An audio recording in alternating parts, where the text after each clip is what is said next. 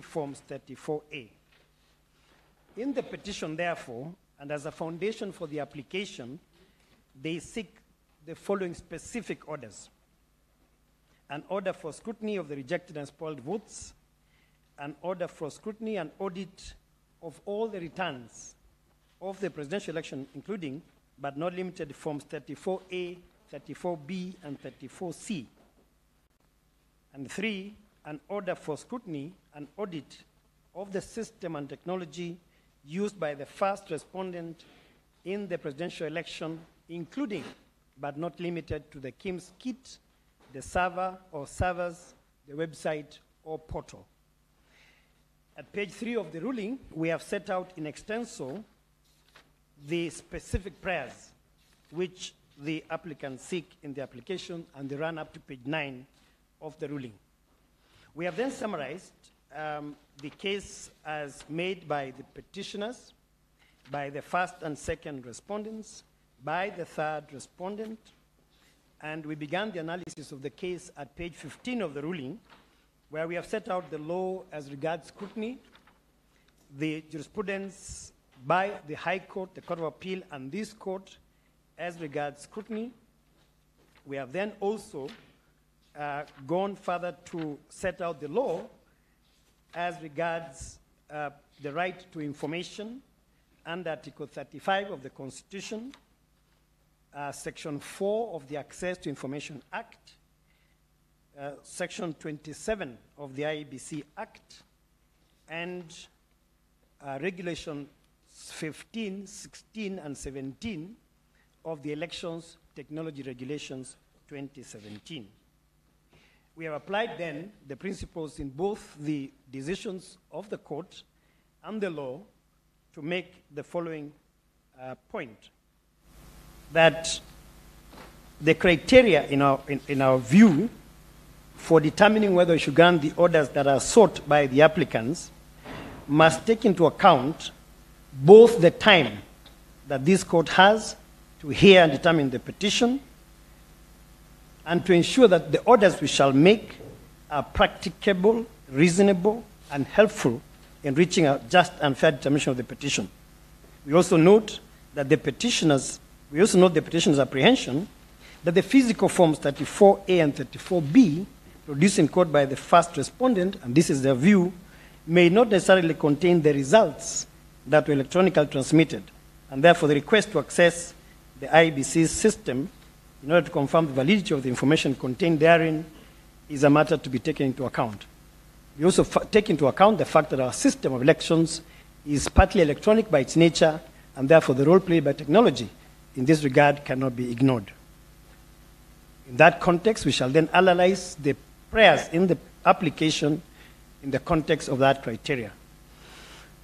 With regard to prayer 3 specifically, we note that some of the actions for which access is sought have the potential of compromising the integrity and security of the first respondent's electro-technological system and of individual persons, which, if granted, is likely to compromise the future use of the system.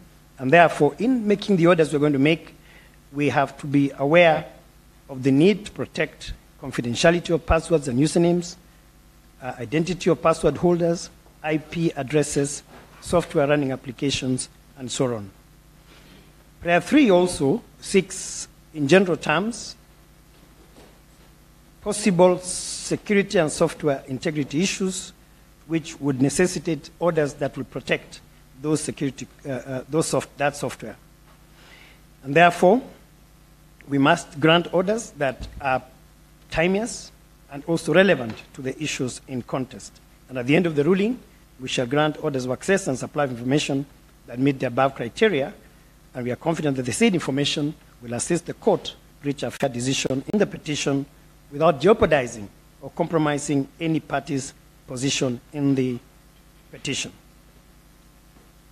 Specifically, we have looked at prayer 3 of the application with regard to saffron identity and security, and there's no contestation to the submission by counsel for the first and third respondents that this is a company, a software company based in France, and not being party to these proceedings, demand that quote-unquote persons and systems related to it should be accessed by the petitioners, in our view, is impractical and may necessarily delay the hearing and termination of the petition. We also looked at prayer 7 of the application, where the applicants seek further orders to file further affidavits arising from the information being obtained from whatever orders we're going to make. We have looked at the time left for hearing the petition, which is less than 4 days, and it's our view that such an order would only but delay the proceedings, and we see no prejudice. We see prejudice if the respondents would not be able to respond to the issues raised therein. And that prayer, therefore, is disallowed. Having so held, and setting the criteria for granting of the orders shall shortly make, one aspect of the petition application requires addressing at this stage. It has been the petitioner's claim in pleadings that during the presidential election, Forms 34A were not captured, stored, and transmitted in the expected time frame, a claim partly raised in prayer 3G of the application. In that context, we shall shortly make an order that the first respondent shall supply to the petitioner and the third respondent for their scrutiny the scanned and transmitted copies of Forms 34A and 34B. In a nutshell, then, the final orders that we shall make are the following in the context of the criteria that I've just read. It is our view that it is our order that the petitioners, as well as the third respondents, shall be granted a read-only access, which includes copying, if necessary, of the following information.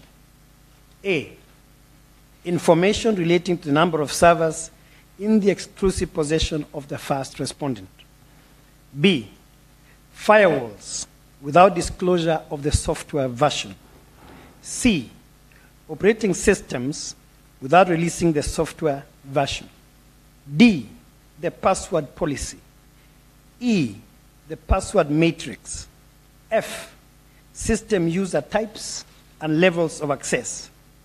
G, the IEBC election technology system redundancy plan, comprising of its business continuity plan and disaster recovery plan. H, certified copies of certificates of penetration tests conducted on the IEBC election technology system prior to and during the 2017 presidential election.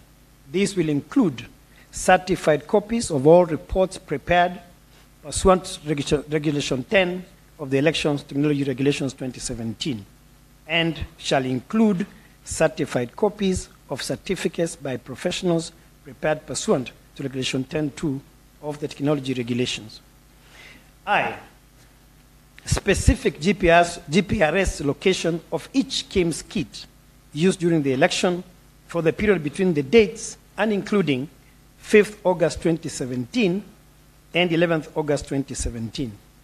J, a certified list of all KIMS kits procured but not used and or deployed during the election. K, polling station allocation for each KIMS kit used and or deployed during the election. K, polling station allocation for each KIMS kit used during the presidential election.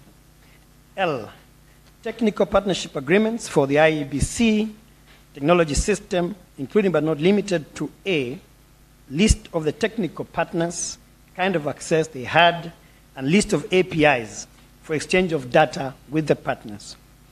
M, login trail of users and equipments into the IEBC servers. N, login trails of users and equipments into the KIMS database management systems. O, administrative access log into the IEBC public portal between 5th August 2017 to date.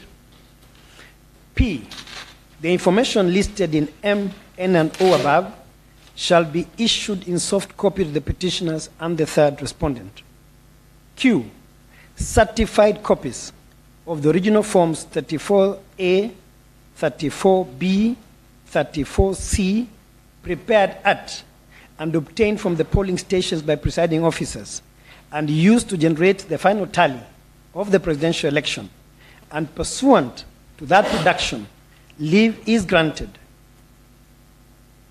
for the use of an aid or reading device to assist in distinguishing any fake forms from the genuine ones. R, Form 34As, 34Bs, and 34Cs from all the 40,800 polling stations. This is the language of the application and the language of the press that is in the application. And S, scanned and transmitted copies of all Forms 34A and Forms 34B. Consequent upon the said orders, we hereby make the following further orders. 1, the registrar of this court, assisted by a number of judicial officers and staff, as she may determine, shall supervise access to the certified copies of original Forms 34A and Forms 34B by the petitioners and third respondents at such a venue as she shall determine in consultation with the parties. A report on that exercise and related issues shall be filed by the registrar by Tuesday, 29th August 2017 at 5 p.m. and parties are at liberty to submit on it at the end of the hearing. 2, in the exercise set out in A to P above, priority shall be given to the following. 1, the 292 polling stations as deponed to at paragraph 12 of Norman Magaya's affidavit sworn on 23rd August 2017. 2, the 688 polling stations as deponed to at paragraph 15 of Omar Yusuf Mohammed's affidavit sworn on 24th August 2017. 3, the 14,078 polling stations as deponed at paragraph 70 of Dr. Nyangasi Oduo's affidavit dated 18th August 2017. 3, an ICT officer designated by this court from among its ICT staff and 2 independent IT experts appointed by the court shall supervise access to the technology in paragraph 72 above at such a venue as they may determine in consultation with the parties. A report on that exercise and related issues shall be filed by the said officer and experts by 5 p.m. on Tuesday, 29th August 2017, and parties at liberty to submit on it at the end of the hearing. The parties to the petition are entitled to have a maximum of 2 agents or experts in each of the above exercises. The agents shall at all times comply with the directions of the registrar and the ICT officer to ensure expeditious conclusion of the above exercise. There shall be no orders to cost, and it is so ordered. D.K. Maraga, Chief Justice; P.M. Mwilu, Deputy Chief Justice; M.K. Ibrahim, Judge of the Court; J.B. Ojwang, Judge of the Court; S.C. Wanjala, Judge of the Court; S.N. Dongo, Judge of the Court; and I, Lenaola, Judge of the Court. Thank you, Chief Justice. Thank you. Thank you, Justice Lenaola. Council Mwite, you seem to be having something? Yes. Yes. Lord Chief Justice. The first and second respondents will fully comply with the orders that your lordships have given. As we said when we were responding to this application, the Commission has absolutely nothing to hide. And our concerns relating to the integrity and the security have been addressed. So we will fully comply.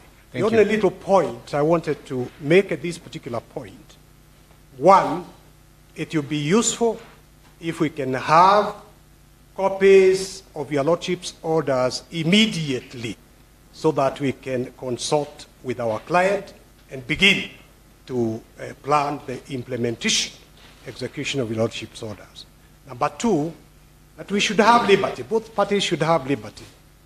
Once we consult with the Commission, and in particular with their technical people, should there be any need for further directions, we should have liberty to mention the matter before your lordships in the course of the implementation.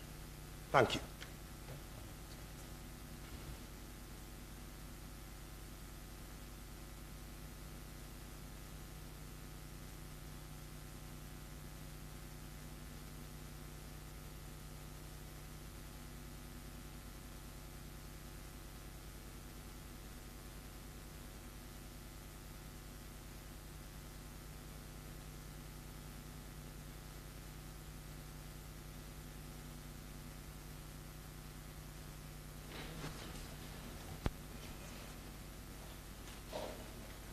Yes, Mr. Orengo. Thank you, my Lord Chief Justice and President of the Court. I fully concur with the remarks of my learned senior, Mr. Paul Mwite. The only thing that I would request, this ruling has an impact on the way we had planned to present the case. And in fact, it enabled us to crystallize our case as a result of this order. So we were going to request for a short adjournment so that we know how we are going to go about implementation of these orders and make some consultations with the first and second respondents particularly. A short adjournment meaning how long? I think half an hour, because there's a question of experts and if we can mobilize them.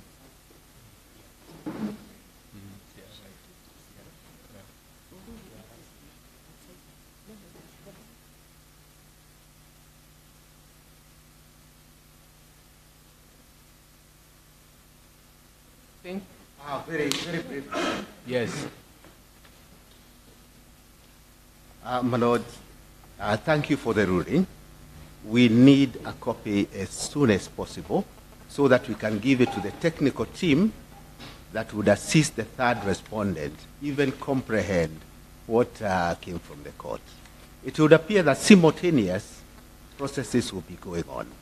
So our only request is a copy of the ruling. Yes. As we engage here, other persons will be engaging elsewhere. Apart from that, we are ready to proceed. Very well. A copy of the ruling will be supplied immediately. We will adjourn for another 30 minutes. Make it a little less, Mr. Orengo. Yes. We are really pressed. Can we come back at 10? Yes. Come back at 10 so that you organize and you realize what our order reads. Concerns were raised about the compromise of the security of the data. So the wording is very, very clear. A read only with leave to copy. So that we don't want the issues, somebody saying, look, we can't give you this because it will compromise. We are very, very careful with the wording of the order. So please take minimal time so that you organize yourselves as we go on. We come back at 10 o'clock, but before we leave, there is a ruling we read last night regarding the amicus curiae by the Attorney General. I'm sorry, there was an error on that ruling. What it read is that the Attorney General can submit on all those other points except the impact or the meaning of the authority. Let me read the final order. The application is hereby granted with orders that the question, what was the effect of the jurisprudence initiated by the Court of Appeal in the case of IEBC versus Minor Kiai, how IEBC conducted the presidential election in issue, end of quote, be expunged from the amicus brief. In other words, the Attorney General is only limited, not to, you can submit on all other points, but that point you're not going to submit on. My Lord Chief Justice, members of the court, I welcome that clarification and I thank you. Okay. Thank you very much. So come back at 10.